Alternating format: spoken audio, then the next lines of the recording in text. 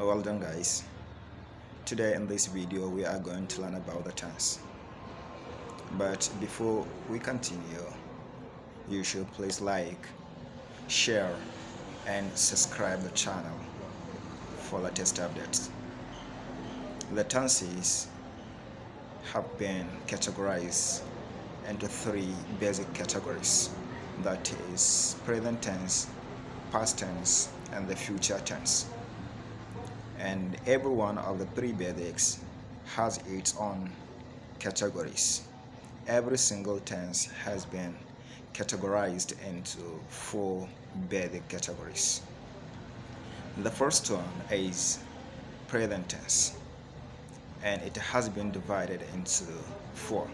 There is simple present tense, present continuous tense, present perfect tense, and present perfect continuous tense. Everyone says or speaks about different time of an action.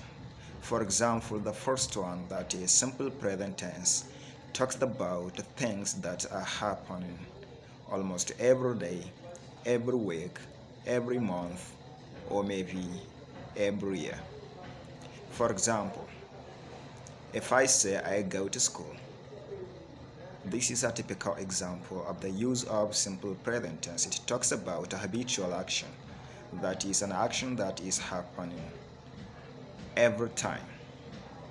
It is repeatedly happening. I go to school. You go to school. She goes to school. They go to school. But when we come to construct a sentence using simple present tense, we need to focus our attention upon the third person singular as our subject. When you come to construct a sentence using a third person singular as your subject, your verb will have a kind of makeup, that is, it carries s in order to make the verb singular.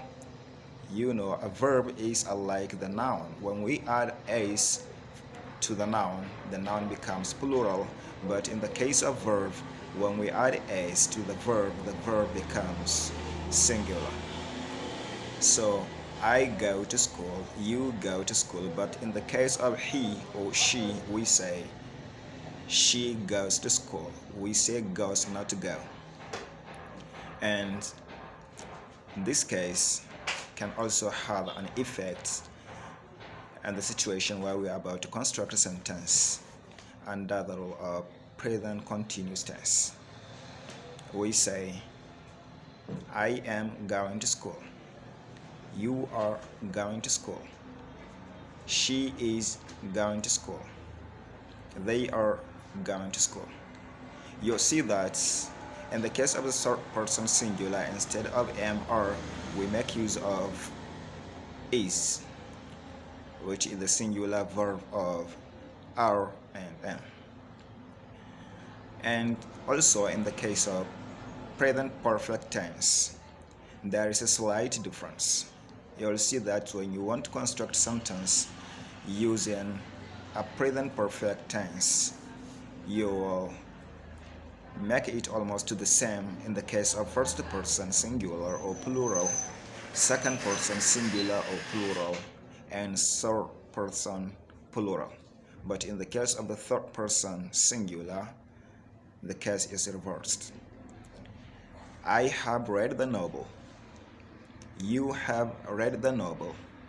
But in the case of he or she, we say she has read the novel. We make use of has instead of have, which is a verb or helping verb we use for the third person singular in the case of present perfect tense. And the last one is present perfect continuous tense.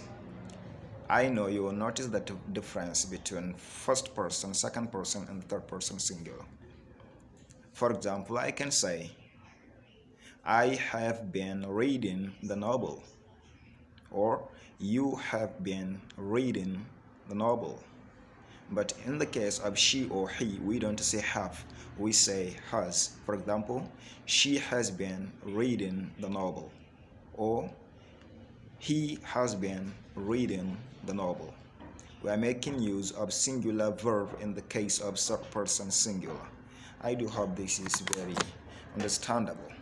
And in the next segment of our movies, you will see the continuation of how the past tense and the future tense have been sub-categorized, which when we compile them together, you will see that we have 12 basic English tenses if we don't attach with the conditional tenses.